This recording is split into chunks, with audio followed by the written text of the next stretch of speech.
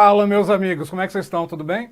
Bom, meu nome é Wendel Léo, professor das matérias de administração, como administração de materiais, nessa sessão da tarde Estúdio Aulas, mas também trabalho com gestão de pessoas, administração geral e pública, ética, atendimento, né, toda aquela parte de gestão de processos, gestão de projetos, enfim, aquela parte que deixa vocês malucos, né, para qualquer prova e que agora está caindo pesado com a graça de Deus, enfim, mas com a graça de Deus no sentido de eu poder trabalhar e aqui dentro do Estúdio Aulas explicar para vocês com detalhes todas essas matérias no sentido de garantir a aprovação de vocês. Gente, a única matéria que você não conta comigo é com AFO, porque AFO não é coisa de Deus, né? Alguns de vocês dizem que a administração de materiais também não é. Mas a administração de materiais é coisa de Deus, está lá na Bíblia. José, quando interpretou o sonho do faraó do Egito, onde nesse sonho ele visualizou que o Egito teria 7 anos de abundância de recursos e depois 7 anos de fome, o que o José fez? Criou o primeiro galpão, o primeiro estoque da face da terra, armazenando os alimentos por esses 7 anos de abundância, e o reino do Egito não morreu de fome nos outros 7 anos seguintes, porque tinha alimento armazenado. Quem foi o primeiro gestor de estoques da face da terra, galera? Quem? José, está na Bíblia. Vê se AFO está na Bíblia. AFO não está na Bíblia não, AFO é coisa de Deus. Aí você vai falar assim, mas AFO está na Bíblia, lá fala sobre impostos. Tá, fala sobre impostos, mas impostos não são coisas de Deus. Enfim, trabalho só com as matérias divinas. Então, galera, é o seguinte, brincadeira à parte, contem comigo, com Estúdio Aulas, para tudo que vocês precisarem nessa matéria, que é vista por vocês como uma matéria um tanto quanto chata, um tanto quanto metódica, e eu tento deixar essa matéria o mais agradável possível para vocês. A ideia desse aulão, né, dessa 1 hora que a gente vai ficar aqui batendo papo e conversando, falar sobre essa matéria, sobre o universo dessa matéria nas provas de concurso e dar algumas dicas, principalmente, de como estudar essa matéria, onde buscar informações, e aí, é claro, eu vou dar alguns macetes para vocês também em relação à administração de materiais. Então é o seguinte, eu estou com o chat aqui ao meu lado, então assim, tirem suas dúvidas, façam perguntas. Em alguns momentos, como eu não fico olhando aqui para o notebook o tempo inteiro, talvez passe batida a sua mensagem. Aí repete, tá? Se for alguma dúvida bem importante assim para a gente poder tirar, porque aí de tempos em tempos eu estou olhando. Quando você perceber que eu estou olhando aqui para o lado, eu estou olhando para o chat, beleza? Então é o seguinte, galera, vamos falar sobre administração de materiais no universo de concursos. Essa é uma matéria relativamente antiga. Você encontra questões de administração de materiais dos últimos 10, 12, até 15 anos, em vários concursos. E sabe qual é a grande vantagem dessa matéria? Você pode pegar questões antigas, 10, 12, 15 anos atrás, e estudar para a próxima prova por meio dessas questões. Essas questões não envelhecem, porque esse assunto não evolui. Então o que acontece? Nós temos no Brasil exatamente 9 autores de administração de materiais, de livros, né? Alguns internacionais, traduzidos para a nossa língua, e outros brasileiros. Vamos começar então com a primeira grande dica para quem gosta de estudar por livros, por teoria.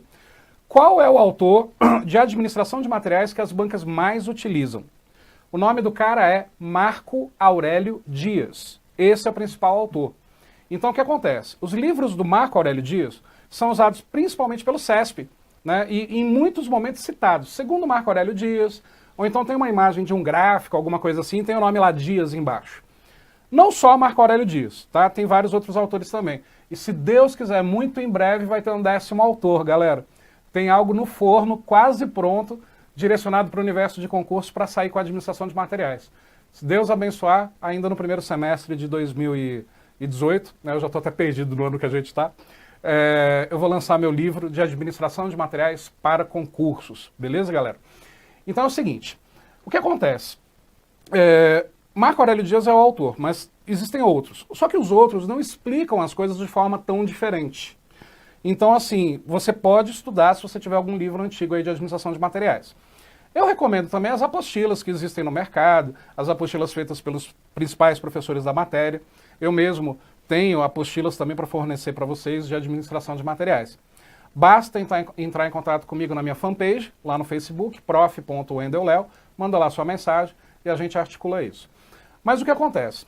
Outra coisa, gente, também, caso vocês queiram ter um grupo no WhatsApp vinculado aqui ao Estúdio Aulas, vocês vão encontrar aí embaixo nas descrições todos os endereços, enfim, ou daqui a pouco o pessoal do suporte técnico coloca aí também para vocês no chat, para a gente poder criar um grupo né, e a gente poder interagir, vinculado aqui ao Estúdio Aulas e trocar informações, tirar dúvidas, etc. Tamo junto, galera. Mas olha só, vamos lá então para as dicas, né, que vocês tanto esperam, né, para essa aula. Administração de materiais, então, primeira dica, você pode estudar por questões antigas. Isso dá um banco de dados enorme para você estudar para essa matéria. Então, por exemplo, eu recomendo, claro, vocês pegarem as provas mais recentes, mas não precisa ser tão recente com a administração de materiais, de 2010 para cá, o que dá 7, 8 anos aí de questões. Eu posso dizer que a prova do MPU de 2010, ela foi um marco, e eu falo isso em todas as minhas aulas, para as matérias de administração de forma geral.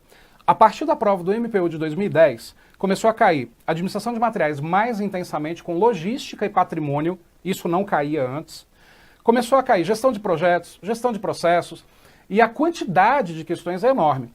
Se você pegar, por exemplo, as últimas provas do CESP, as provas clássicas, pegar a última da BIM, pegar a última do STM, pegar as provas do MPU, geralmente a administração de materiais para o CESP ocupam 12 questões, no mínimo. Na última prova da BIM, 2010, tivemos, salvo engano, 20 questões de administração de materiais. Então, quer dizer, é uma matéria muito importante, porque para o CESP ela é peso 2 e, como todo mundo sabe, uma errada anula uma certa. E aí, então, vamos fazer uma conta. Você tem 120 questões numa prova do CESP. 10% tradicionalmente é com a administração de materiais. Vamos supor que você erre as 10. Então você acabou errando 20, porque uma errada anula uma certa. Já que é peso 2, multiplica isso por 2, você perdeu 40 pontos. Está começando a ficar fora da competitividade aí que as bancas tanto exigem. Então é uma matéria muito importante. Como estudar essa matéria? Para concurso, obviamente, você não precisa estudar tudo. Isso é um grande pecado que vocês cometem, de quando, por exemplo, sai um edital, você quer estudar o edital inteiro, né? Você quer estudar todos os detalhes, as matérias completas. Você tem que estudar sempre por meio do conhecimento teórico e por meio de questões. E começar a identificar o que as bancas cobram. Tem certas áreas de certas matérias que o CESP cobra, que a FCC não cobra, e por aí vai. E com a administração de materiais não é diferente. Então, para concurso, como é que a gente enxuga a administração de materiais? Numa faculdade de administração, a gente vê isso em um semestre, gestão de materiais, e no semestre seguinte, a matéria logística. Então, em outras faculdades ainda tem um terceiro semestre que é patrimônio. Então eu posso dizer que temos 1 ano e meio, 1 ano, né, 2 semestres de faculdade para estudarmos para concurso. Então isso tem que ser enxuto. Como que essa matéria se divide para concurso? Acompanha aí na tela quais são os braços da administração de materiais. Então olha só, o que a gente tem aí para concurso?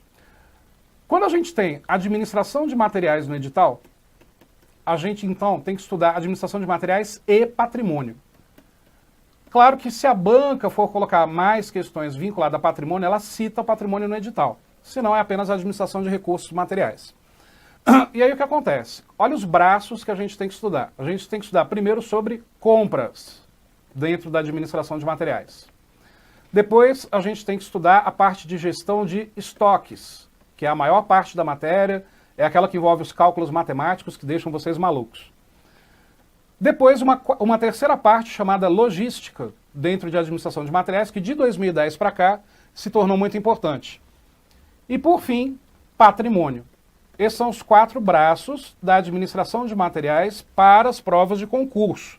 Qualquer assunto diferente desses, não há tanta necessidade assim de você se aprofundar, a não ser que o edital peça.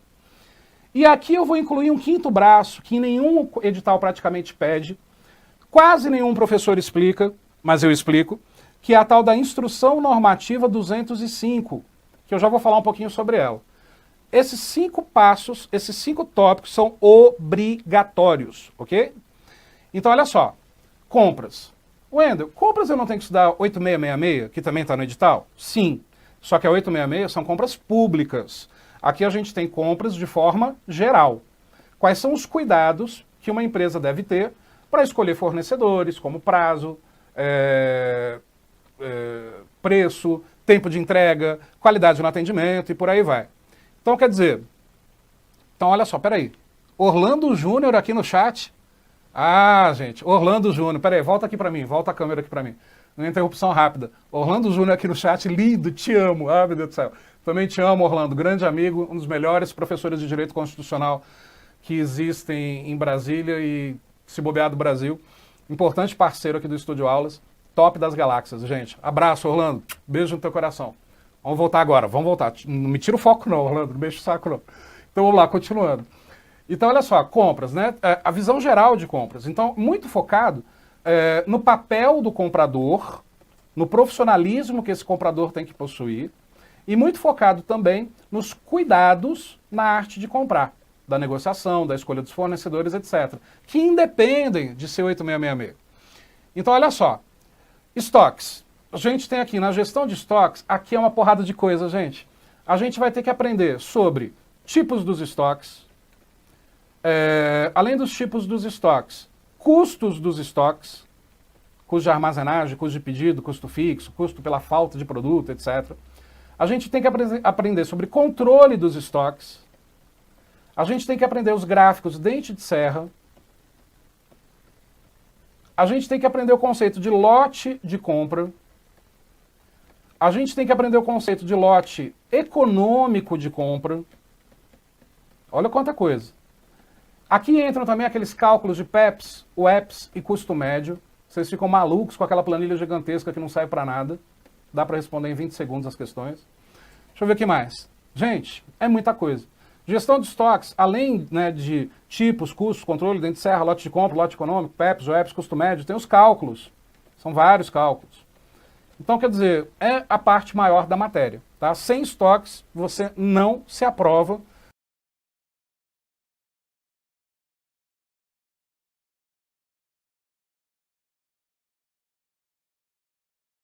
Que são utilizados, os cuidados com a movimentação do material, enfim. A gente tem que aprender sobre logística interna e a logística externa. Logística interna, a gente vai aprender o quê? A gente vai aprender a movimentação dentro da empresa, usando carrinhos de mão, esteiras, usando uma série de equipamentos que a gente precisa saber para que servem. Isso cai em prova.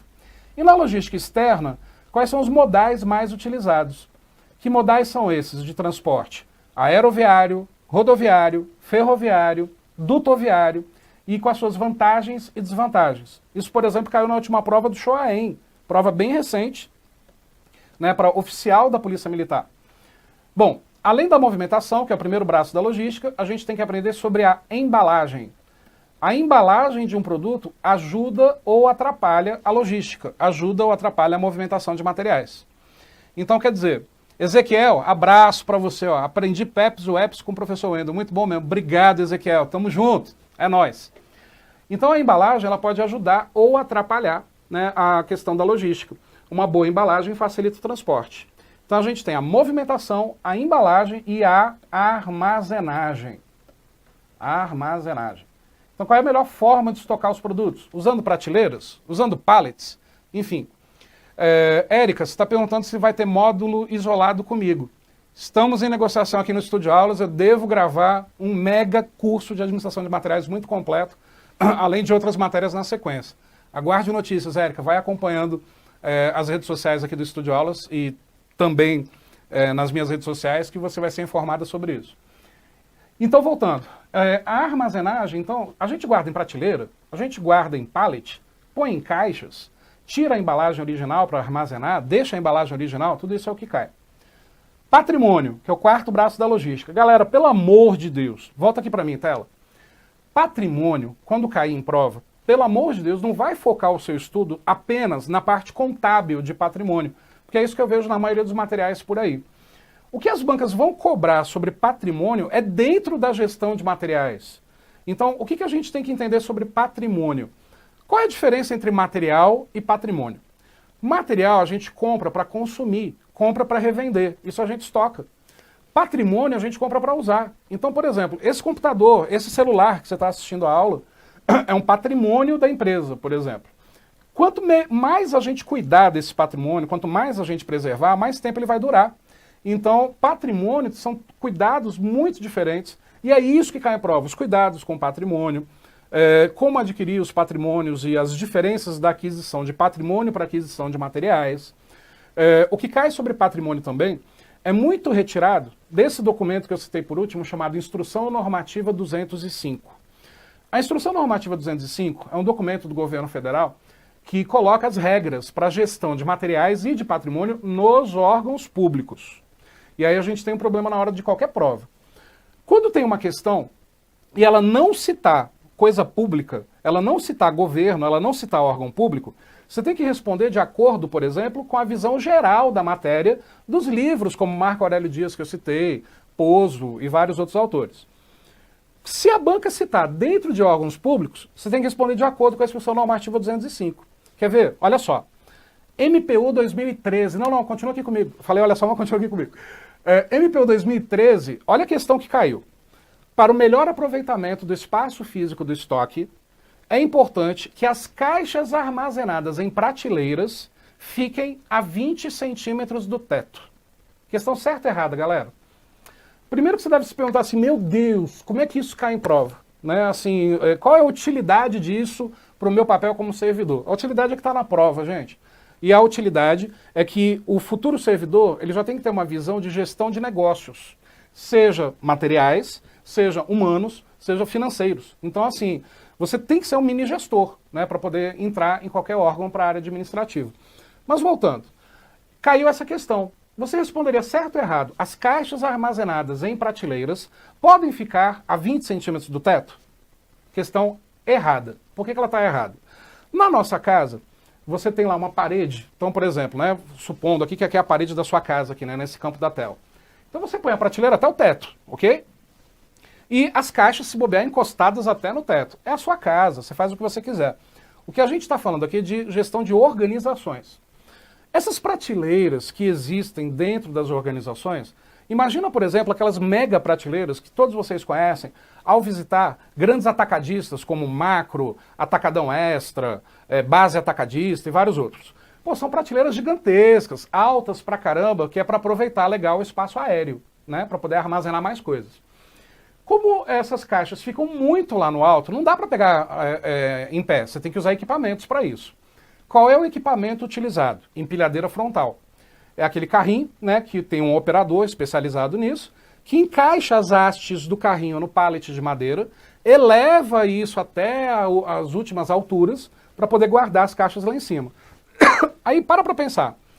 Se esse operador que está lá embaixo, a uns 8, 9 metros de distância, errar 1 milímetro naquela manopla, né, da empilhadeira, essas caixas que estão a 20 centímetros do teto vão bater no teto. Por quê? A gente não tem que elevar um pouquinho o pallet para poder puxar isso e descer a carga?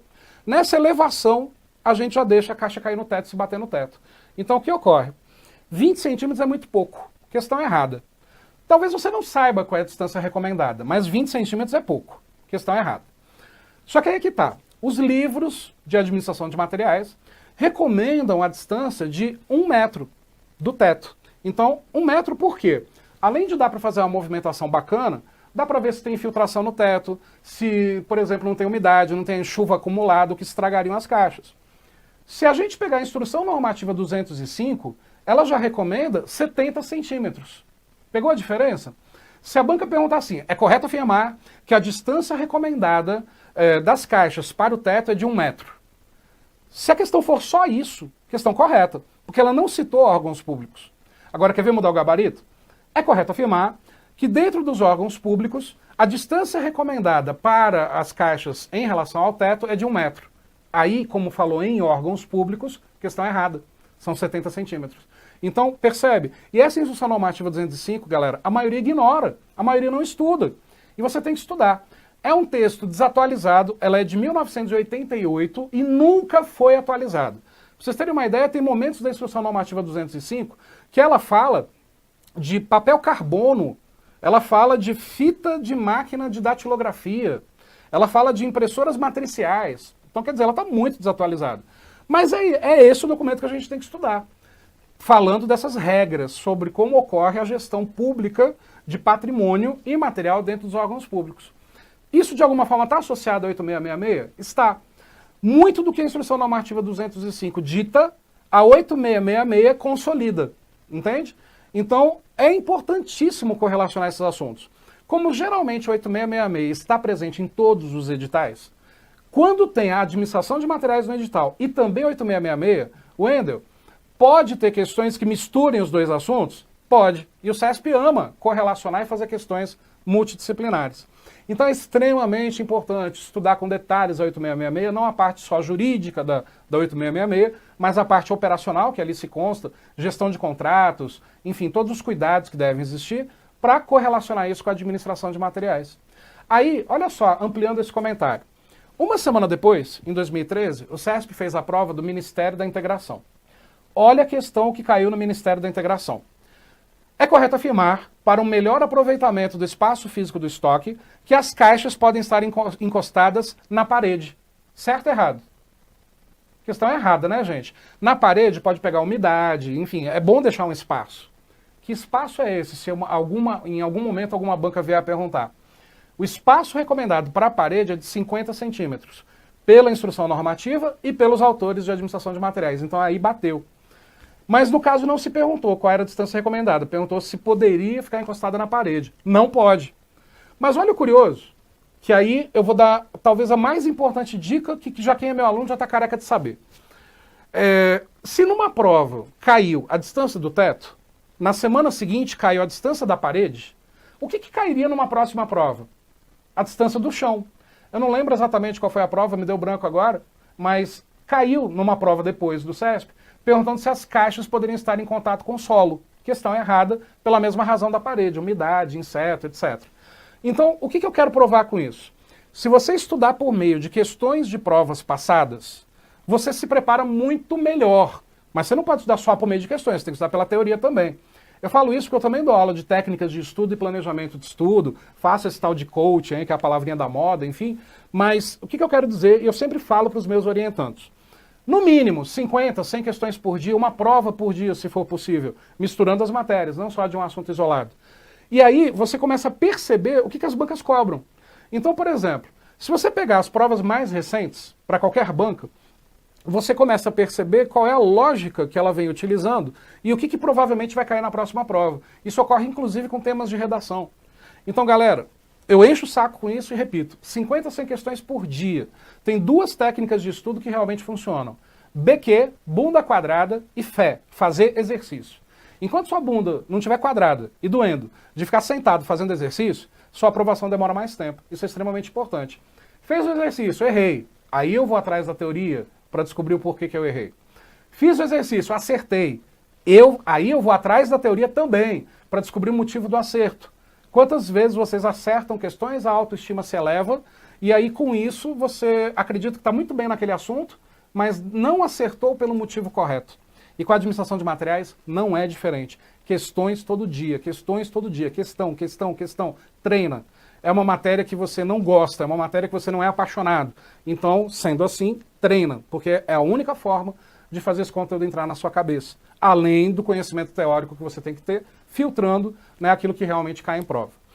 Bom, então, voltando aí para a tela agora. Esses são os 5 braços da matéria. Compras, estoque, logística, patrimônio e a instrução normativa 205, né, que eu não chamo de braço, mas está andando junto aí com a parte de patrimônio, beleza? Vamos avançar então? E aí eu vou passar outras dicas para vocês. Então, olha só. Deixa eu só dar uma olhadinha aqui no chat. José Guedes mandando joinha para você também, José Guedes, abraço. Kelma Oliveira, Linderval Francisco, Rejane, né? Abraço para vocês, galera. Então, olha só. Acompanha na tela o seguinte. Vamos lá para algumas dicas sobre aquilo que realmente cai bastante em prova. Sempre cai em prova quais são os tipos dos estoques. Sempre, sempre, sempre. É muito fácil, tá? A própria palavra é autoexplicativa, só que há uma confusão enorme em relação a 2 tipos de estoque que a galera confunde. Primeiro tipo de estoque, estoque de matéria-prima. O que é matéria-prima? Material no seu estado bruto, que ainda será manipulado e utilizado, né, para ser transformado em produto final. Outro tipo de estoque, além da matéria-prima, materiais em processo. Isso significa o quê? Que o material está sendo manipulado, mas ainda não terminou. Um material em processo é quando, por exemplo, a gente pega farinha, ovos, leite, joga lá na batedeira e a batedeira lá está se mexendo. Material em processo. Outro tipo de estoque, materiais semi-acabados. O que é um material semi-acabado? Como a própria palavra diz, não está pronto ainda. Mas já passaram várias etapas. Então, quer dizer, está quase pronto, está faltando ali 4 etapas, 5 etapas, não tem um número específico para isso. Mas ele está mais perto de ficar pronto do que perto de matéria-prima, material semi-acabado. Aí a gente tem também materiais auxiliares. O que é o material auxiliar, galera? Os materiais auxiliares, eles não compõem o produto final, porém, auxilia na transformação da matéria-prima em produto final. Exemplo, olha aqui para mim. A gente vai até uma padaria e compra um bolo ali pronto. Como é que esse bolo foi feito? Farinha, ovos, leite, etc. Matéria-prima, que está estocado ali na área, né, do estoque ali da padaria. Aí o padeiro começou a manipular. Pegou os ovos, pegou o leite, pegou a farinha, jogou lá tudo na batedeira, claro, quebrou os ovos para não ir com a casca. E aí a batedeira está mexendo, está misturando a massa, material em processo. Aí algumas etapas já se avançaram e a gente está naquela etapa agora da massa do bolo já estar pronta e eu vou daqui 1 hora confeitar esse bolo, semi-acabado. Esse padeiro, por exemplo, está usando uma luva de plástico para manipular o bolo. A gente não deseja encontrar essa luva de plástico no meio do bolo, concorda? Mas é um material que auxiliou na transformação da matéria-prima em produto acabado. Tudo bem que dependendo da padaria a gente encontra até coisa pior, né? Mas material auxiliar não vai no produto acabado. Aí beleza, o bolo está praticamente pronto. Falta ali colocar a cerejinha e levar lá para a prateleira. Como é que é o nome disso? Volta aqui para a tela. 5º tipo de estoque, material acabado. Está pronto, mas não está pronto. Está pronto, mas falta um detalhe. Está pronto, mas falta alguma coisa. Então, o que seria um material acabado? O bolo pode até estar 100% pronto, mas ainda está dentro da área de produção, não foi para a prateleira. Não está disponível à venda e ao consumo. E aí colocamos o bolo na prateleira. Agora ele muda de nome. Agora ele é um produto acabado. Então, o que são produtos acabados? Estão disponíveis para a venda e para o consumo. Isso é um produto acabado. Já está disponível para ser consumido. Agora, muito cuidado, galera, com o seguinte. Cada fase dessa depende do referencial. Não existe regra fixa. Então, desculpa, gente. Então, por exemplo, olha só. Para uma fábrica uma oficina de carros, qual é o produto acabado de uma oficina? O carro pronto. Então, se o carro, fazendo de conta que isso aqui é um carro, tá, galera? Que eu não sei desenhar, não. Se o carro está pronto, beleza, esse é o produto acabado da oficina. Então, para a oficina é o carro pronto. Aí o que acontece? Quebrou o vidro. E a oficina comprou um vidro de uma fábrica de vidros para colocar nesse carro. Esse vidro que a fábrica comprou, para ela, é matéria-prima. Por quê? É uma matéria-prima que será colocada no carro. Concordam? Agora, para a fábrica de vidros, o vidro também seria um produto acabado, porque a fábrica de vidros vende o vidro pronto para ser colocado no carro. Entende? Vidro é produto acabado para a fábrica de vidros. Vidro é matéria-prima para a oficina. Então, não dá para levar a regra fixa, galera. A partir do momento que você criar uma regra fixa, lascou. Tem que avaliar de acordo com o enunciado. Beleza? Vamos lá então para outra dica? Volta aqui para mim. Então, olha só. Outra coisa que vive caindo em prova, e aí a gente tem um problema. Porque os autores não entram num consenso em algo que eu vou explicar aqui que é polêmico. Qual que é a diferença entre estoque de segurança e estoque mínimo? Vários autores consideram que estoque mínimo e estoque de segurança são os mesmos conceitos. E aí eu falo que não são. Os autores não consideram. É que a gente interpreta errado e as bancas interpretam errado. Olha só. Primeiro deixa eu explicar os dois conceitos para depois explicar essa confusão feita pelos autores, entre aspas, mas feita na realidade pelas bancas e pelos candidatos. O que seria um estoque mínimo? Você está dirigindo o seu carro e aí acendeu a luz da reserva. Você concorda que aquela reserva significa ou abastece seu carro logo, senão você vai ficar na mão? Então olha só, se eu vou me dirigir até o posto, essa gasolina continuará sendo consumida, concorda? Isso não é estoque de segurança. Isso é estoque mínimo.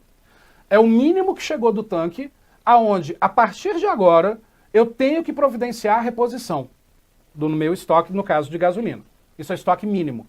E eu vou utilizar ainda boa parte dessa gasolina até chegar no posto.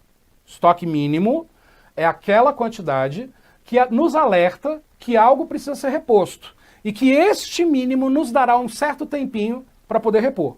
Beleza? Estoque de segurança. Olha a palavra, segurança. Manter a segurança. A reserva do combustível não é um estoque de segurança. Um estoque de segurança seria se você tivesse, por exemplo, uma bombona de plástico de 5 litros, um garrafão de 5 litros, guardado no porta-mala do seu carro, para caso acabe a reserva, você abastecer para chegar no posto. Aí é estoque de segurança. Está separado, à parte. Não fica guardado junto com aquela quantidade que a gente consome. Essa é a distinção. Estoque de segurança é uma quantidade que está separada à parte para certas emergências, contingências que podem ou não ocorrer. E o estoque mínimo é aquela quantidade que eu consumo até a reposição. Então eu ainda estou consumindo. Ficou claro isso?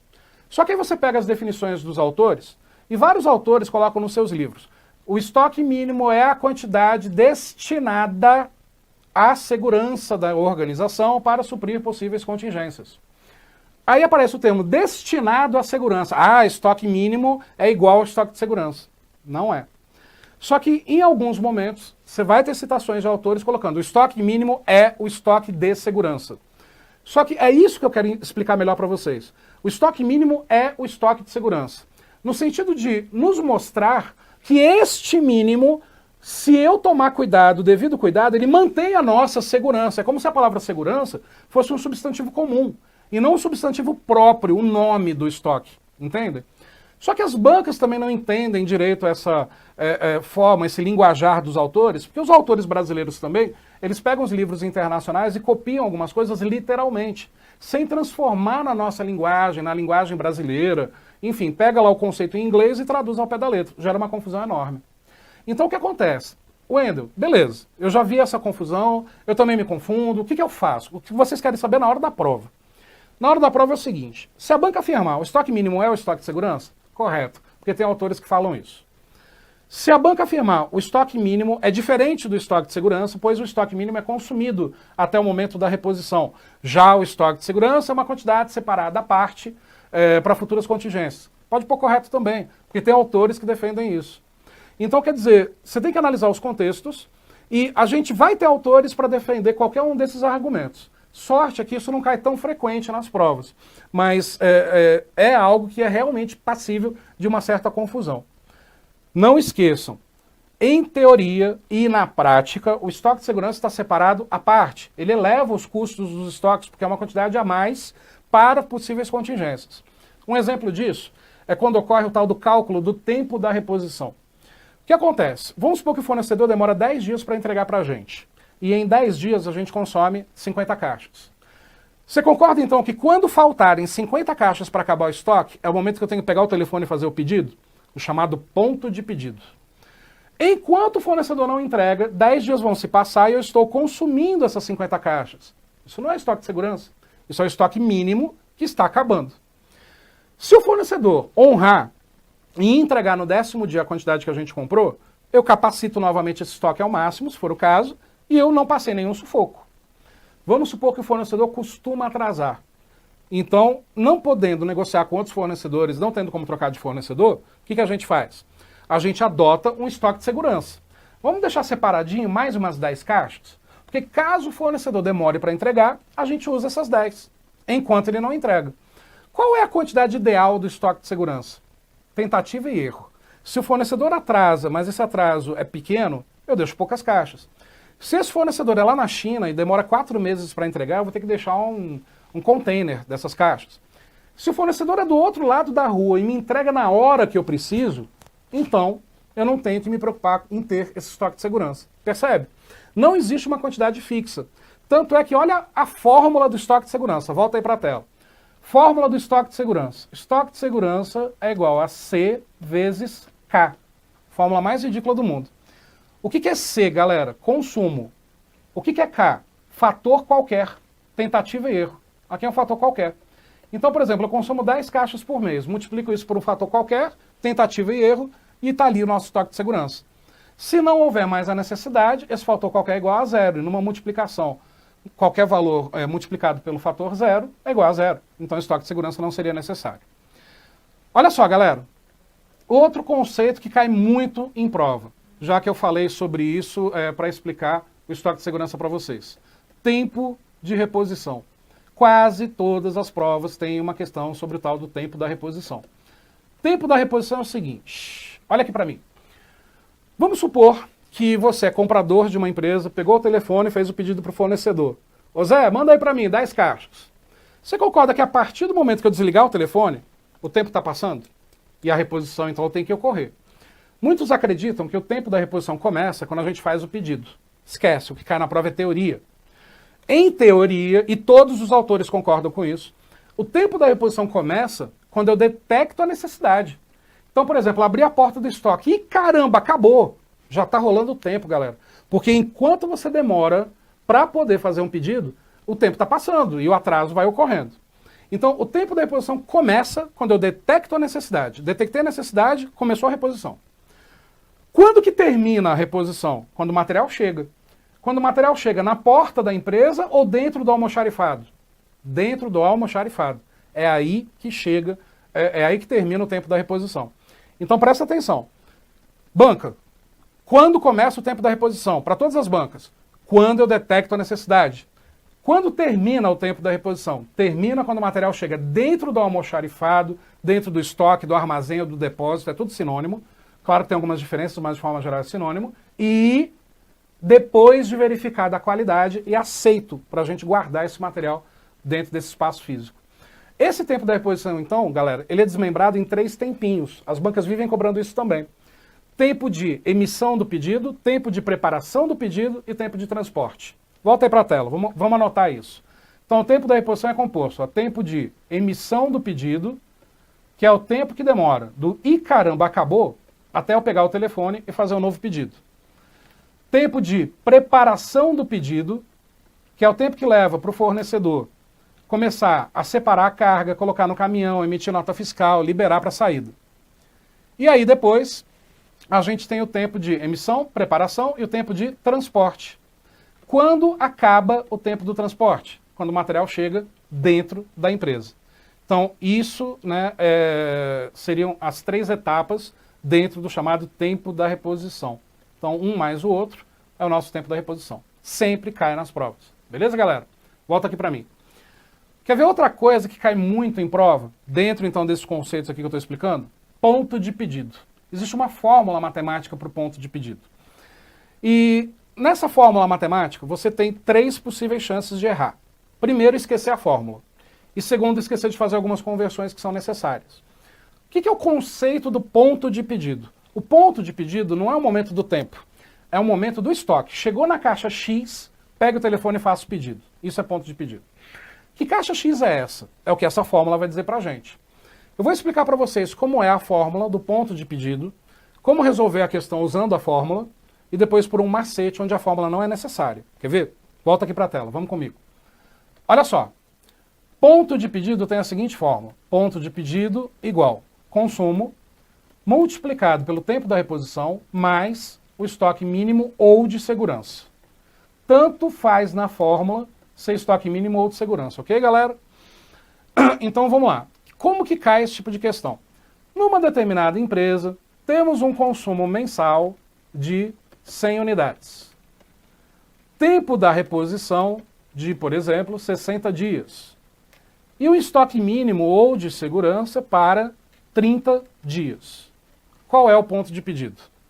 Então olha só, galera, vamos jogar na fórmula então, né? Você decorou a fórmula, etc, fez a sua cola, anotou no papelzinho, não deixou o fiscal da prova ver, e aí você colocou aqui embaixo, né? Fórmula igual ponto de pedido, igual consumo, multiplicado pelo tempo da reposição, mais estoque mínimo ou de segurança. Ok.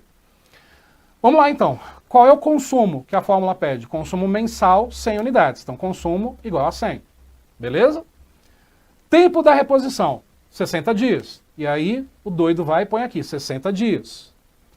Estoque mínimo, 30 dias. O maluco vai aqui e coloca 30 dias. Você acabou de errar mais 2 vezes. Pelo amor de Deus, não façam isso que eu fiz. Por quê? O consumo não é mensal, gente. Então eu não posso colocar que o tempo da reposição são 60 dias. Eu tenho que colocar em meses.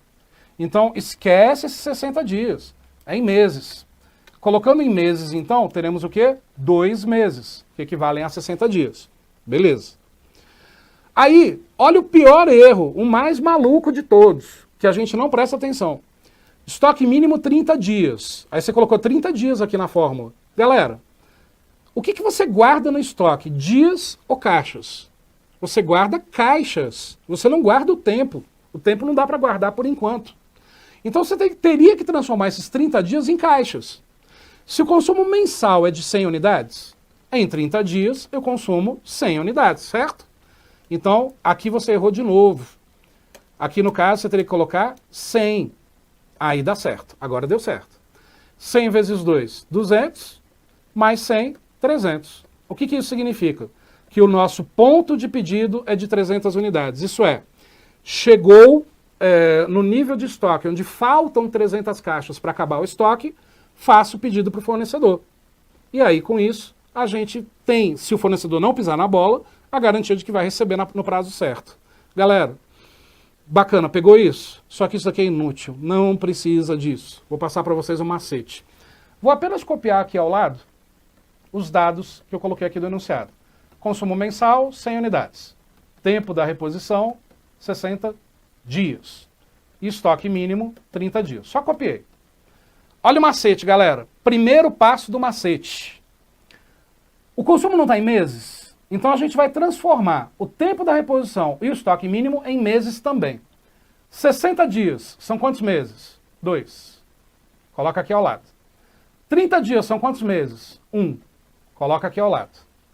Segundo passo do macete, você vai somar esses dois resultados. 2 mais 1 é igual a 3. Parabéns. Terceiro e último passo do macete. Você vai pegar esse número e multiplicar pela quantidade consumida, do consumo. 3 vezes 100, 300. Acabou a questão. Sem fórmula. Tá, vamos de novo. Uma empresa tem um consumo quinzenal de, por exemplo... Ixi, a letra aqui é horrível. Minha letra já é feia, gente. Ainda mais aqui nessa tela. Consumo quinzenal, por exemplo, de 200 unidades. Tempo da reposição, 45 dias. E o estoque mínimo para 1 mês. Quer ver pelo macete? Esquece a fórmula. Consumo não é quinzenal? Se ele é quinzenal, então vamos lá. 45 dias são quantas quinzenas? 3. 1 mês são quantas quinzenas? 2. Soma, 3 mais 2 igual a 5. 5 vezes 200, 1.000. Esse é o ponto de pedido. Acabou, sem fórmula, sem dor. Duda Campos, deixa eu ver aqui. Professor, vai cair todos esses conteúdos para técnicos? Deixa eu só terminar a dica do macete, eu já te respondo, Duda. Pegaram o macete, galera? A coisa mais fácil do mundo. Vamos só para mais um exemplo? Uma empresa tem um consumo mensal de, por exemplo, 80 unidades. Tempo da reposição de 2 bimestres. E, pô, caramba, 2 bimestres é tempo pra caramba, 4 meses, né, esperando essa reposição. Deve ficar lá na China esse fornecedor. Estoque de segurança para 4 quinzenas. Olha a banca querendo criar uma questão aqui para confundir o nosso cérebro. De novo, o macete. Consumo não é mensal? 2 bimestres são quantos meses? 4. 4 quinzenas são quantos meses? 2. 4 mais 2, 6. 6 vezes 80, 6, 12, 18, 24, 30, 36, 48, 48. 480 unidades é o nosso ponto de pedido. Fácil, né, galera? Sem a fórmula, beleza? Volta aqui para mim.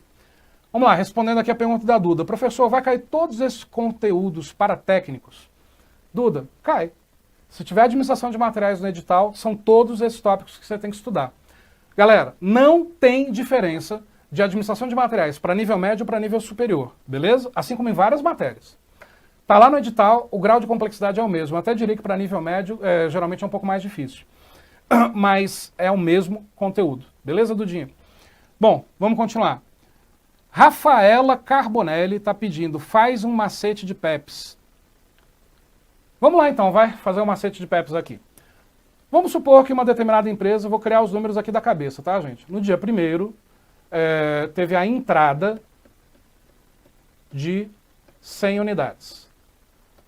No dia 5, teve a entrada de mais, sei lá, 50 unidades.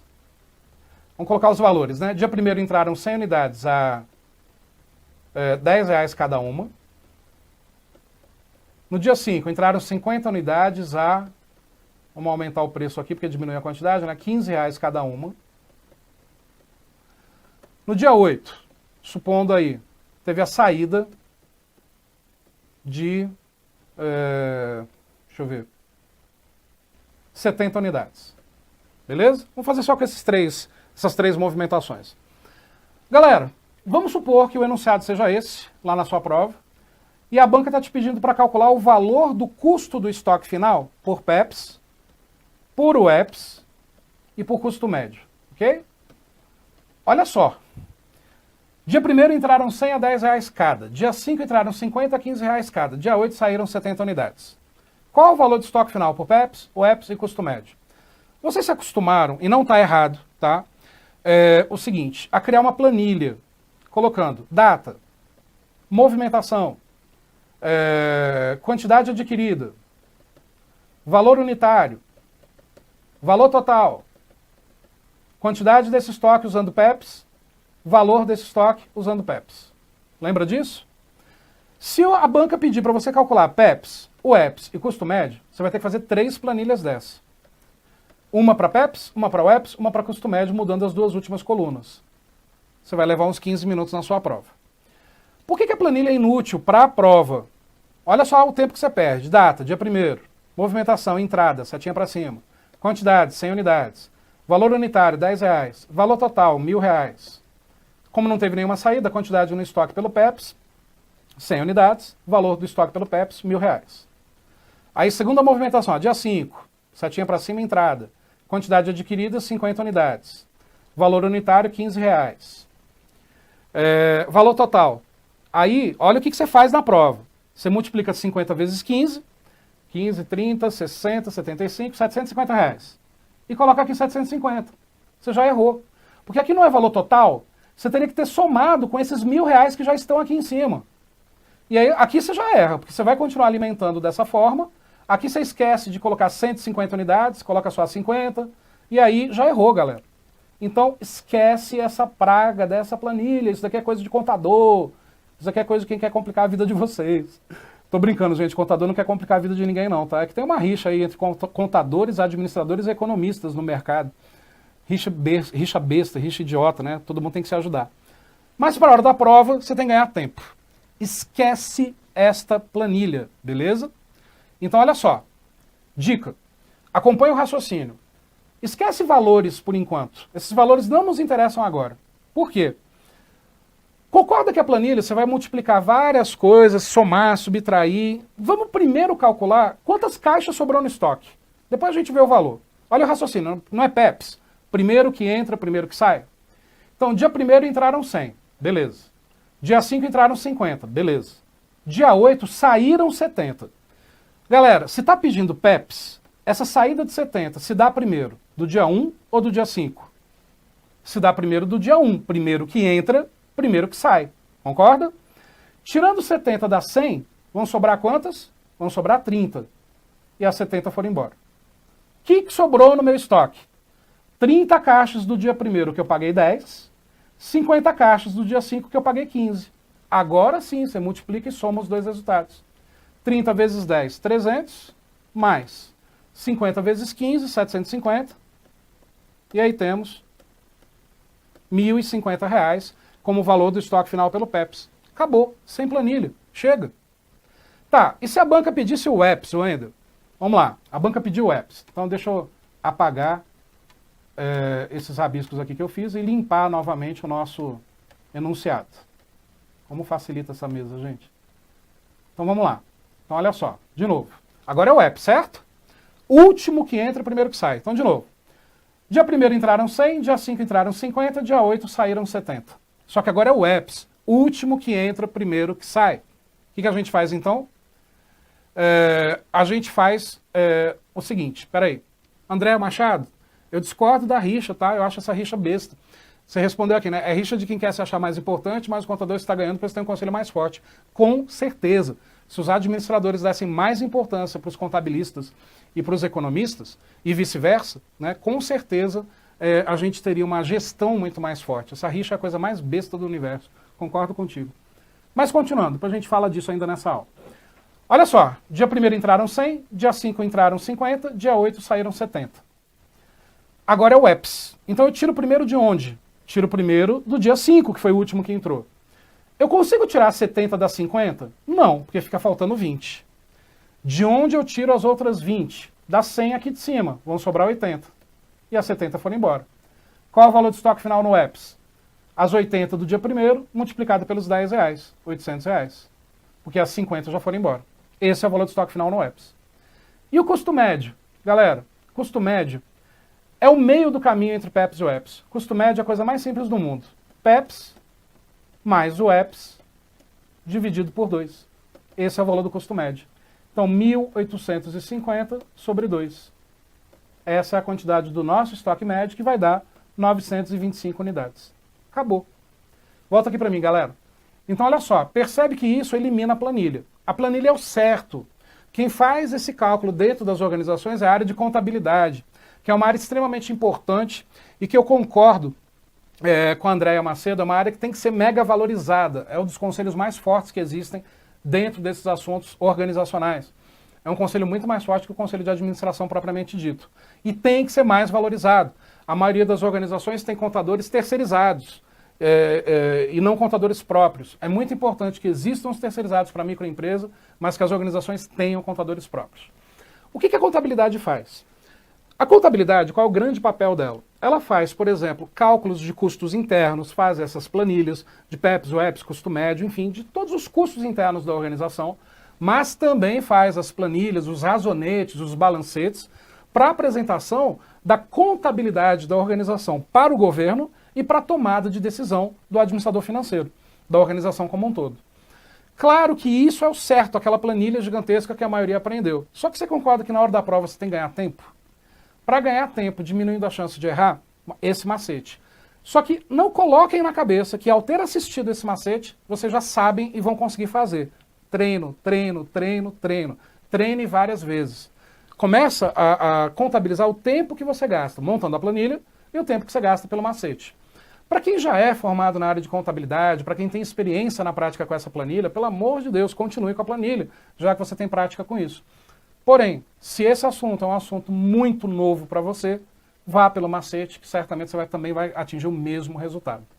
Sobre esse debate, sobre contadores, administradores e economistas, desde a época de faculdade eu defendo a ideia de uma integração entre essas três profissões, que infelizmente o mercado ainda não adota. O administrador se acha muito importante porque toma as decisões para a organização. O economista se acha mais importante ainda porque tem uma visão mais macro do negócio, o planeta como um todo, etc. E o contador, sem ele, nenhum dos dois faz nada. Então, quer dizer, tem que ter uma integração muito importante entre os três assuntos, que sempre cai em prova. Ao estudar administração, você tem que ter noções de contabilidade, você tem que ter noções de economia e de vários outros assuntos. Vamos continuar com as dicas, então? Galera, fórmulas. Quais outras fórmulas caem em administração de materiais, Wendel? Existe também a fórmula do custo de armazenagem, mas antes disso eu vou explicar o conceito. O que é o custo de armazenagem? Quanto custa guardar? Quanto custa armazenar? Quanto mais a gente guarda, mais esse custo se eleva. Então isso é um custo diretamente proporcional ao estoque. Existe uma fórmula do custo de armazenagem? Existe, mas entendendo o conceito primeiro. Vamos supor que essa sala, onde eu estou aqui no Estúdio Aulas, é o espaço físico que a gente vai utilizar para guardar os materiais da empresa. Bom, ao guardar os materiais aqui, a gente tem um custo deste espaço físico, concordam? O aluguel. Seja o prédio próprio ou alugado, existe um custo desse espaço físico, porque ele poderia estar sendo utilizado para outra coisa. Além disso, quanto mais caixas eu tenho nessa sala, mais gente eu vou precisar trabalhando nessa sala. Aquilo que eu chamo carinhosamente de OS, mais orelha seca. E eu já fui orelha seca estoquista durante um bom tempo da minha vida, lá no início da carreira, carregando caixa nas costas todo dia. E me orgulho pra caramba de ter feito isso. Mas o que ocorre, galera? Eu preciso de mais gente, aumentou o custo. Além disso, quanto mais caixa eu tenho guardado, mais eu tenho que pagar para o fornecedor. O que aumentou com isso? Custo de capital, dinheiro parado, que poderia ter sido investido. Além disso, eu vou precisar de fazer manutenção nessa sala, uma limpeza, uma faxina, uma troca de lâmpada, água, luz, telefone, energia, custos de manutenção. Esses são os 4 custos dentro do custo de armazenagem. Custo de capital, que é o custo do dinheiro parado, custo com pessoal que trabalha no estoque, carregando caixa, custo com manutenção disso, equipamentos, manutenção do espaço físico, e o custo do próprio espaço físico, custo com edificações. Wendel, calcular o custo de armazenagem é simplesmente somar esses custos? Em teoria, sim. Só que existe uma fórmula. Que fórmula é essa? Volta aí para a tela. Fórmula do custo de armazenagem. Então, olha só. Custo de armazenagem é igual quantidade guardada no estoque, óbvio, né? Se quanto mais caixas eu tenho, mais caro fica, tem que ter a quantidade. Tempo, T, mais tempo guardado essas caixas, mais caro tudo isso fica. P, que é o preço de cada caixa que eu paguei para o fornecedor. Quanto mais caixas eu tenho, mais dinheiro parado eu tenho. E por fim, I, que é o coeficiente de armazenagem. Essa é a fórmula do custo de armazenagem que eu vi lá na faculdade, que está nos livros de administração de materiais. Só que na ocasião, meu prezado professor da faculdade disse que essa quantidade tem que ser dividida por 2. Aí o bicho pegou, galera. Olha só. Levantei a mão. Olha aqui para mim, tela. Levantei a mão. Falei, professor, eu entendi a fórmula do custo de armazenagem. A quantidade faz sentido. O preço de cada caixa faz sentido. O tempo que cada caixa ficou guardada faz sentido. Coeficiente de armazenagem é um cálculo interno que as organizações fazem, que chega à seguinte conclusão. Guardar esta caixa equivale a 15% do seu preço, por exemplo. Então esse é o I, o coeficiente de armazenagem. Fez tudo sentido. Só que não me fez sentido ser dividido por 2. O que o professor na faculdade, na ocasião, me respondeu? Olhou feio, emburrado, com essa cara fechada que eu estou fazendo aqui, e falou assim, não sei, só sei que é assim. Bom, quando a praga de um professor de faculdade fala isso, e eu já fui professor de faculdade vários anos, dá vontade de matar, mas você tem que ficar calado. Por quê? Vai ficar de marcação, vai te reprovar por falta, vai pegar suas colas. Fiquei calado e engoli. Quis o destino que anos depois eu me tornasse professor, primeiro em faculdades, aqui em Brasília, e eu fui trabalhar com administração de materiais. Ao preparar as aulas, falei, meu Deus, se algum aluno um dia me perguntar por que essa quantidade tem que ser dividida por 2, o que eu respondo? E aí fui pesquisar. Peguei os autores, peguei um monte de coisa, e aí cheguei à seguinte conclusão. Se alguém me perguntar, eu respondo. Não sei, só sei que é assim, porque não tem resposta. E assim ficou. Existe um motivo da quantidade ser dividida por 2, que é a conclusão que eu tirei, que eu vou explicar para vocês, mas não existe essa explicação em livro algum. Mas não esquece, caiu a fórmula do custo de armazenagem, quantidade, tempo, preço, coeficiente de armazenagem, e não esqueça de dividir a quantidade por 2. Por quê? Não sei, só sei que é assim. Mas qual que é a razão? Vem comigo aqui para a tela de volta. Existe um conceito que cai muito em prova, chamado gráficos dente de serra. O que é um gráfico dente de serra? Ele tem esse nome em função do formato. Ana Paula Nepomuceno, você está pedindo curva ABC, eu vou falar dela, se der tempo. Não, eu vou ficar mais um tempinho, tá, gente? Já estou avisando o estúdio, vou ficar um pouco mais de 1 hora. Vamos lá. Isso daqui é um gráfico dente de serra, certo? Que mostra pra gente a quantidade sendo consumida e o tempo passando. Então o que ocorre? Neste momento aqui pontilhado, eu tenho 100 caixas no estoque máximo 100. No começo do mês, vamos supor que aqui são intervalos mensais, janeiro, fevereiro, etc. Eu tinha 100 caixas. No final do mês, 0. Concordam? O que tem que ter ocorrido antes? Tem que ter ocorrido o ponto de pedido, que está em algum momento dessa diagonal descendente. Vamos supor que o tempo da reposição seja de 15 dias. Então o nosso ponto de pedido está aqui no meio, equivalente a 50 unidades, certo? Equivalente a, 50 unidades. Esse é o ponto de pedido. Bacana. Galera, por que a quantidade tem que ser dividida por 2? Se eu tinha 100 caixas armazenadas nesse estoque no começo do mês, e no final do mês eu tenho 0, vocês concordam que eu só posso calcular custo de armazenagem em função das caixas que ainda estão estocadas ou em função das caixas que permaneceram estocadas?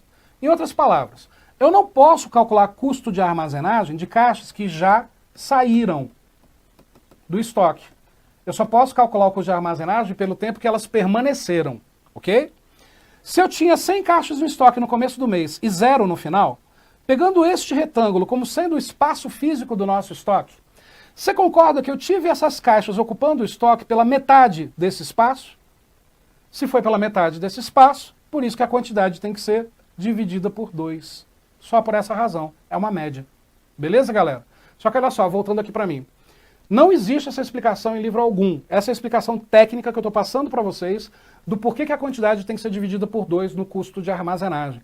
Se eu não tenho aquelas caixas ocupando o armazém o tempo inteiro, eu não posso calcular custo de armazenagem de todas as caixas. Se eu tenho, por exemplo, 100 caixas armazenadas no início do mês e no final eu tenho 0 caixas, como é que eu vou calcular custo de armazenagem das 100 caixas pelo período inteiro? Por isso se faz uma média, por isso que a quantidade é dividida por 2, beleza? Não esquece isso. Só que assim, vai ser muito mais fácil na hora da prova vocês lembrarem do não sei, só sei que é assim, do que lembrar da explicação técnica disso, beleza? Vamos lá então.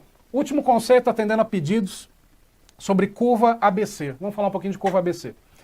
Galerinha, curva ABC é uma das coisas mais fáceis dentro da matéria administração de materiais. Até algum tempo atrás caía muito o conceito de curva ABC, o que é fácil. Da prova da Anatel de 2012, o CESP começou a colocar planilhas com números para que a gente possa dizer quais são os itens A, quais são os itens B, quais são os itens C. Aí a galera começou a confundir. Vamos primeiro para os conceitos. Voltando aí para a tela então. O que é a curva ABC? A curva ABC, também chamada de regra de Pareto, também chamada de regra 80-20, foi algo criado com o nome 80-20 por um economista italiano chamado Valfrido Pareto. E o Valfrido Pareto, ele fez uma análise econômica percebendo que 80% da renda de qualquer cidade que ele visitava estava na mão de apenas 20% das pessoas. E aí ele foi ampliando essa pesquisa e percebeu que existe uma relação 80-20 em quase tudo nesse planeta. Quando a gente analisa algo 80-20, a gente quer dizer que a maior parte de alguma coisa está influenciando ou recebendo influência sobre a menor parte da outra, ok? Se eu quero analisar algo com 3 fatores, não dá para criar uma regra 80-20, porque a outra seria 0. Então eu teria que criar algo proporcional do tipo 50, 30 e 20%. Não exatamente esses números, mas essa proporção. Quando eu analiso algo que tenha 3 fatores, a gente chama isso de A, B, C. Então percebe que a curva ABC não é uma ferramenta específica de administração de materiais. A curva ABC é uma ferramenta que a gente avalia a questão proporcional de 3 fatores mediante a regra de Pareto. Na gestão de materiais, o que é a curva ABC? Galera, qual é a principal obrigação do gestor de materiais? Gerar economia. Essa é a principal obrigação do gestor de materiais. Comprar com menores preços, comprar menores quantidades quando possível, etc. Eu posso cortar radicalmente as compras pela metade em uma empresa? Não. Certamente tem itens extremamente importantes que, se eu cortar pela metade, vai fazer falta. Então a gente classifica os itens como sendo A, B e C. Onde? Os itens A são os mais importantes da empresa. Então, ó, primeiro critério é a importância. B, importância. Os itens B têm importância intermediária. E os itens C, menor importância. Beleza? Aí, olha o segundo critério da curva ABC dentro de administração de materiais. Custo. Os itens A são os mais caros. Os itens B são mais ou menos caros, custo intermediário. E os itens C são os mais baratos. E por fim, terceiro critério da curva ABC, além da importância, além do preço, é a quantidade de itens.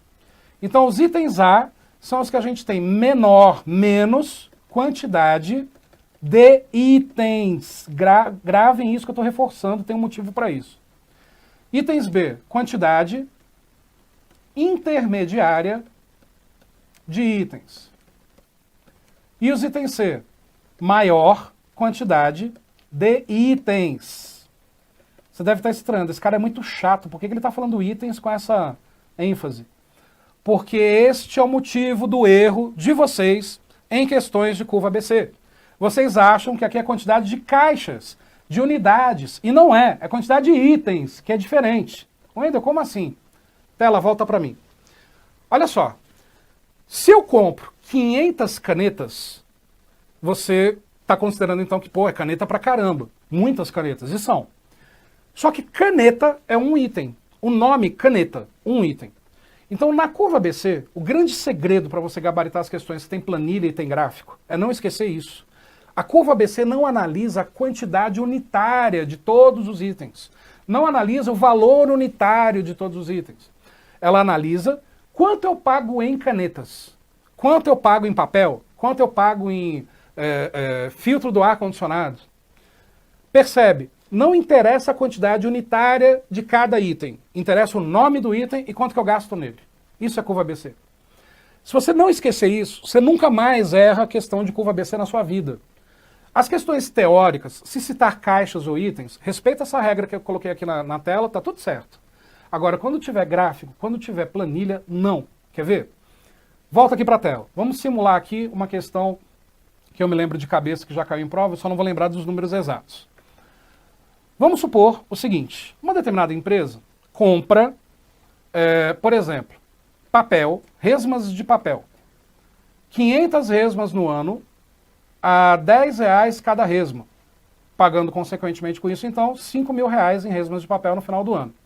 Então temos aqui, ó, item, quantidade adquirida, valor unitário, valor total no final do ano, valor total anual. Ok? Aí essa empresa também compra caneta. Ela compra caneta e ela compra 1.000 canetas.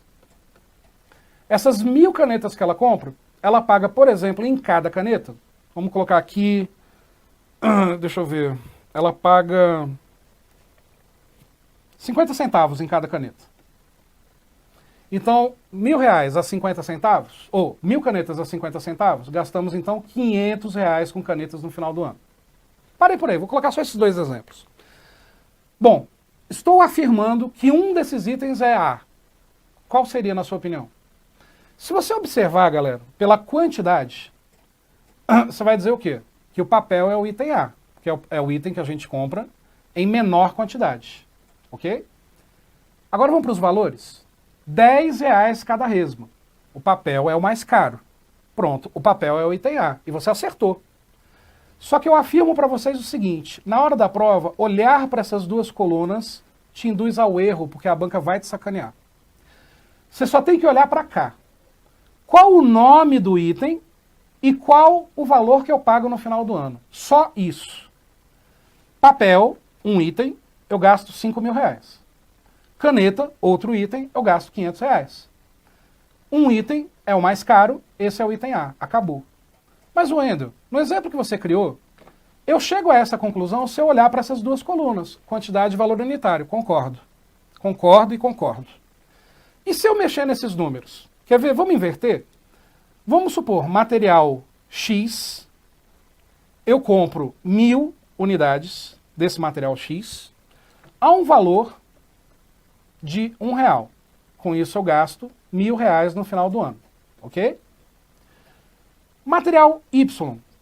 Eu compro, por exemplo, um item durante o ano, apenas um item, e esse item, então, custa para a gente 50 centavos. Então eu gastei 50 centavos no final do ano. Qual é o item A? Olha só, galera. O item X não interessa a quantidade unitária, não interessa o valor unitário. Gastei R$1.000. O item Y, não interessa a quantidade unitária, não interessa o valor unitário. Gastei 50 centavos. Qual é o item A? Item X. É o item mais caro da nossa empresa nesse sentido. Wendel, e se eu tiver uma inversão de valores? Se eu tiver, por exemplo, 50 centavos neste item aqui de cima, R$1.000 nesse item aqui de baixo. Quer ver como a coisa muda, galera? Olha só, R$1.000 a 50 centavos, cada item, quanto que eu gasto no final do ano? R$500. Um item que eu pago R$1.000, quanto que eu gasto no final do ano? R$1.000. Qual é o item A agora? O item A agora se torna o item Y, pela coluna valor total. Apenas essa coluna. É só essa coluna que você vai olhar para a prova. Olha aqui para mim, tela. Eu já vi questões do CESP, galera. Pega a prova do Ministério da Integração e do MPO 2013. Ela tem várias questões de curva ABC num grau mais complexo. Tem uma planilha enorme de itens de hospital. E a banca pergunta, qual é o item A? Afirmando que só tem um item. Esse item A, se você olhar para o valor unitário, ele é muito barato. Mas a quantidade comprada é muito grande, o que no final do ano leva a um custo muito maior. Então, curva ABC, para quem pediu a dica, eu afirmo para vocês o seguinte: a curva ABC, você só vai considerar sempre, sempre, sempre a coluna valor total e o nome do item. Não esquece isso.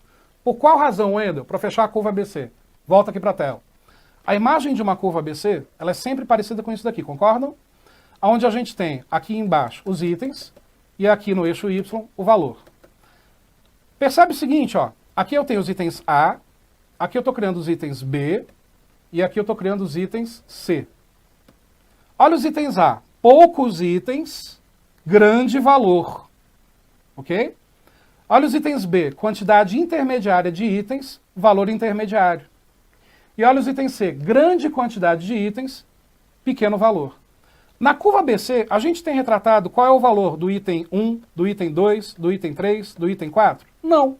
A gente só tem os valores aqui totais. R$700, R$900, R$1.000, por exemplo. Se na curva ABC não temos o valor unitário e a quantidade de unidades de cada item, por que eu tenho que levar isso em consideração em planilha? Nunca, jamais, em tempo algum. Beleza, galera? Voltando aqui para mim, para fazer algumas considerações finais. Gente, eu tinha tanta coisa para explicar, a minha vontade era de ficar aqui, sem exagero, a noite inteira. Mas já deram um toque aqui que já deu 1h12 de aula e que a gente precisa encerrar. Como passa rápido quando a gente ama o que faz. E o que eu tenho a dizer para vocês? Seja com administração de materiais, com gestão de pessoas, com administração geral e pública, ética, essas matérias todas de administração. Se você não treinar, vai ficar difícil. Se você não, o que vai te fazer assimilar melhor essa matéria se chama repetição. Questões diariamente, ir atrás da parte teórica, verificar o porquê que errou, verificar o porquê que acertou. Com a administração de materiais não é diferente. Ela é uma matéria limitada, existe um limite, onde ela começa e ela realmente termina, ela não evolui. Contem com a minha ajuda em relação à administração de materiais e aqui com o Estúdio Aulas. Muito em breve, eu vou começar a gravação de administração de materiais completo aqui no Estúdio Aulas, sem pressa, incluindo Instrução Normativa 205, incluindo o decreto do GDF para gestão de materiais dentro do Distrito Federal. Volta aqui para mim, sumiu. E, enfim, o que vocês podem ter certeza absoluta que vai ser o curso mais completo e que eu duvido que em qualquer local do país vai ter um curso tão completo quanto esse. Beleza? Contem comigo, contem com a minha ajuda. Me procurem nas redes sociais. Lá no Facebook, meu perfil é prof.wendelléo. Me adicione, siga minha página, enfim, a gente conversa. Entre em contato aqui com o Estúdio Aulas. Aí embaixo da descrição do vídeo tem todos os contatos para que a gente possa, numa relação mais próxima, garantir a sua aprovação e te ajudar para que você realize esse sonho. Seja MPU, seja a BIM, seja a STM, seja tribunais, ministérios, agências reguladoras, Banco Central, carreiras bancárias, polícia, CAE e administração de materiais. Então, muita atenção, porque para qualquer carreira administrativa, essa matéria vai estar presente. Galera, fiquem com Deus, sucesso, contem comigo e não para de estudar, não para, não desiste, não desiste, não desiste, não para. Eu quero ir no seu churrasco da posse. Abraço, galera, fiquem com Deus.